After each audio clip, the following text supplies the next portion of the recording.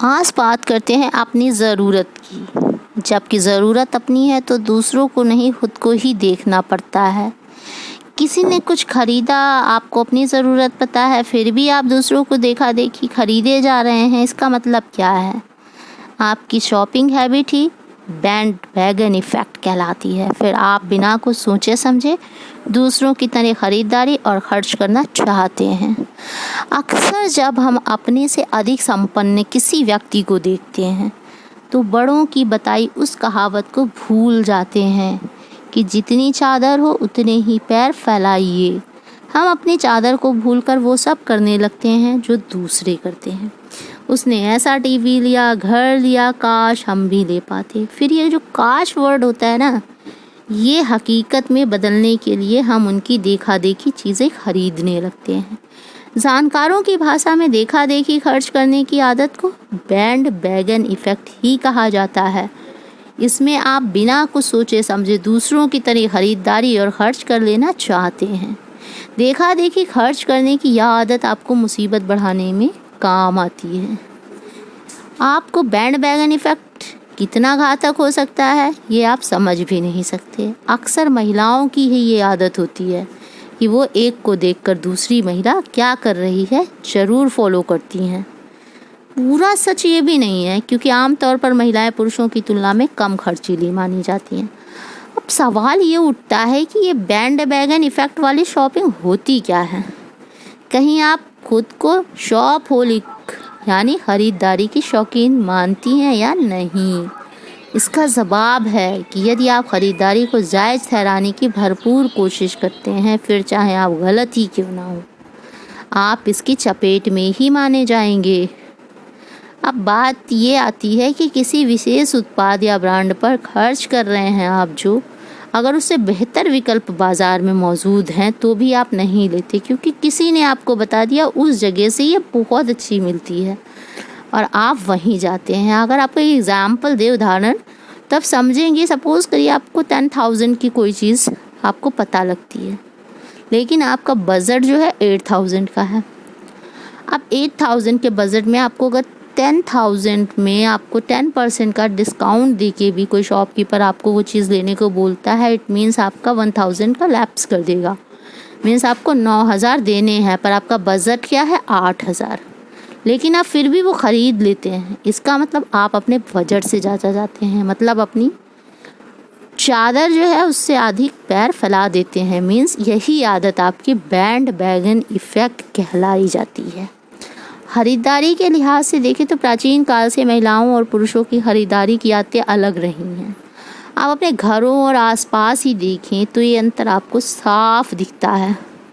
सभी पुरुषों में खरीदारी का स्वभाव लगभग एक सा होता है। वे अपने बजट को देखते हुए सिर्फ निहायत ज़रूरी सामान ही खरीदते हैं, लेकिन महिलाओं का शॉपिंग नेचर इसके बिल्कुल अपोजिट होता है। वे सामान की खरीदारी ज़रूरत के अनुरूप नहीं, अपनी चिंता भगाने के लिए या देखा देखी के लिए करती हैं। उनके फ्रेंड सर्किल में कोई मजबूत बजट वाली महिला होगी और उसने सपोज़ कीजिए कुछ नई ज्वेलरी, कुछ ड्रेसेस या कुछ गोल्ड का लिया है, तो वे तंग बजट में भी उसका देखा देखी करते हुए चीज़ें खरीदती हैं। वे उस समय ये नहीं सोचती हैं कि इसका कर्ज किसे चुकाना होगा। सपोज़ करिए जहाँ से भी लेंगी, गुस्से में, लड़ाई करके, झगड़े में, तो ये सब चुकाएंगी कहाँ से? उधार भी लेंगी तो देना तो उन्हें ही है, आज नहीं तो कल। तो देखा देखी वाली शॉपिंग का जो भूत है ना, बहुत हानिकारक है। परिणाम नहीं देखती उसमें। जब वे सामने वाली की तरह एक नया घर, नई कार, नए पर्दे, टीवी, कपड़े खरीद कर खुद को समझा लेती हैं तो सोचती हैं मैंने बहुत अच्छा किया, लेकिन ये उनकी अच्छी आदत नहीं है। अब बैंड वैगन इफ़ेक्ट में क्या प्रॉब्लम है? हम बुराई नहीं कर रहे इसकी, मेरा कहने का मतलब ये नहीं बुरा है, बस खरीदारी के प्रति आपके स्वभाव की चर्चा है। माना कि खरीदारी करना आपको अच्छा लगता है, खरीदारी करे भी, मगर जी भरकर नहीं, बल्कि अपनी चादर को देखते हुए। अगर आप दूसरों की देखा देखी करेंगे तो उससे क्या होगा, कभी सोचा है इस बारे में? आपकी सिर्फ मुसीबतें बढ़ेंगी। हम आपको डरा नहीं रहे हैं, बल्कि सिर्फ ये बताना चाहते हैं कि सचेत करना चाहते हैं कि आप महंगी खरीदारी सहन नहीं कर पाएंगे। फिर भी आप कोशिश करते हैं वो करने की। असल में ये सब खरीदारी आपको थोड़ी देर तो ज़रूर खुश रखेगी, ये सोचेगी कि हाँ सामने वाले की इक्वल हो गए आप, लेकिन इसकी भरपाई आपको असीमित तनाव, डिप्रेशन यानी टेंशन देगी। आखिर इनके कर्ज तो आप ही को चुकाने हैं, कहीं से भी लें। अब इससे किसी का फ़ायदा नहीं होता, नुकसान ज़रूर होता है। और आदत अगर आपको एक बार लग गई तो इससे छुटकारा पाने की कोशिश शुरू कर दीजिए।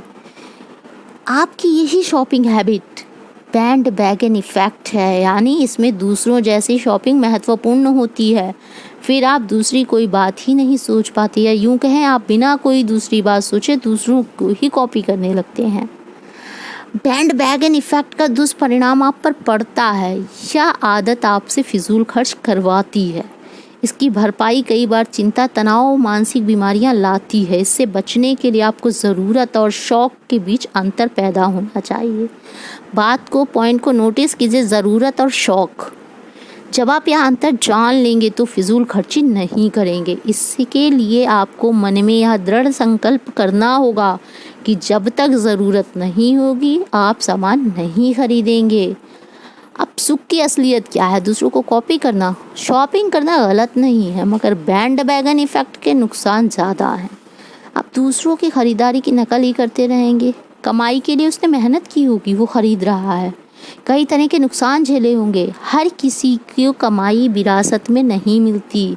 आप ऐसे बिंदुओं पर नहीं सोचते, बस कॉपी करते हैं, सामने वाले की नकल करते हैं। इसीलिए सबसे पहले इस बात को स्वीकार करें कि सामने वाले ने पैसा मेहनत से ज़्यादा कमाया, फ़ायदे के लिए उसने नुकसान भी सहा। इसीलिए किसी को देखकर सिर्फ उसके सुख को ही असलियत मान लेना और उसके जैसा करने की कोशिश करना ही सही नहीं होता। अब बात आती मनोवैज्ञानिक के अनुसार, कुछ लोग ये भी कहते हैं, कई आर्टिकल से भी मैंने एक देखा था जिसमें लिखा हुआ था कि मनोवैज्ञानिकों के अनुसार बैंड बैगन इफ़ेक्ट के पीछे सेल्फ पैम्परिंग यानी खुद से प्यार करने की आदत भी छुपी होती है। इस आदत का सीधा संबंध आपके प्रदर्शन के भाव से होता है। सुनने में अजीब लगता है लेकिन वास्तविकता यही है। अधिकतर दूसरों की देखा देखी खरीदारी करने से आपको आंतरिक आत्मविश्वास मिलता है जो इसके पीछे छिपा होता है। अब इसका तर्क क्या है, रीज़न क्या है? तो कहते हैं वो कि अगर आप दूसरे की तरह खर्च नहीं कर पाएंगे तो यह आपके आत्मविश्वास के लिए ठीक नहीं है। इस खरीदारी की प्रक्रिया में आप यह नहीं देखते कि आप उस चीज़ की आवश्यकता महसूस कर रहे हैं या सच में वह चीज़ आपके लिए ज़रूरी है। बस एक चीज़ आप हमेशा दूसरों को देखकर कहते हैं कि काश मेरे पास भी होता। यह अच्छी तरह जान लें कि संतुष्टि के बिना आप जीवन के हर क्षेत्र में भटकते ही रहेंगे। जैसे ही आपने संतुष्टि का ज्ञान सीख लिया, फिजूल खर्च, यहाँ वहाँ के भटकाव से आप बच गए। वैसे तो यह ज्ञान बच्चों को स्कूल की शुरुआती कक्षाओं में दिया जाता है, सिखाया जाता है। संतुष्टि से तात्पर्य यह नहीं है कि आप सन्यासी हो जाएं, जमा पूंजी को दान कर दें या जो कमा रही हैं उसे किसी को दे दें। संतुष्टि से यहाँ तात्पर्य अपने पास जो है उसमें संतुष्ट होना है। याद रखें, जो आपका है वो आपके पास ज़रूर आएगा। इसीलिए दूसरों की ओर देखकर काश मेरे पास होता सोचना तुरंत बंद करें। कुछ भी खरीदने से पहले सोचें कि वह वस्तु आप किसी और को खरीदते देखती तो क्या करती? तब भी उसे खरीदती? अगर आपका जवाब ना है तो उस वस्तु को खरीदने से दूर रहें। कोशिश करें, आप नई चीज़ें ट्राई करें। कभी कभार दूसरे ब्रांड को आजमाने में कोई हर्ज नहीं है। आंखें मूंद कर भेड़ चाल चलना कभी सही नहीं होता। कोशिश करें कि उस कीमत में आपको सबसे अच्छी गुणवत्ता, क्वालिटी का प्रोडक्ट मिल जाए। अब एक डॉक्टर का कहना है कि बैंड बैगन इफ़ेक्ट यानी देखा देखी खर्च करने की आदत पूर्वाग्रहों या सोच की कमी का हिस्सा है जो फैसलों को प्रभावित करता है। यह निर्णय लेने के दौरान लोगों के व्यवहार को भी प्रभावित करता है। यह मस्तिष्क के लिए निष्कर्ष निकालने की प्रवृत्ति का भी निर्माण करता है। जितने अधिक लोग एक विशेष प्रवृत्ति को अपनाते हैं उतना ही अधिक संभावना होती है कि अन्य लोग भी बैंड बैगन पर कूदें। बैंड बैगन का प्रभाव मनोवैज्ञानिक, सामाजिक और कुछ हद तक आर्थिक कारणों से उत्पन्न होता है।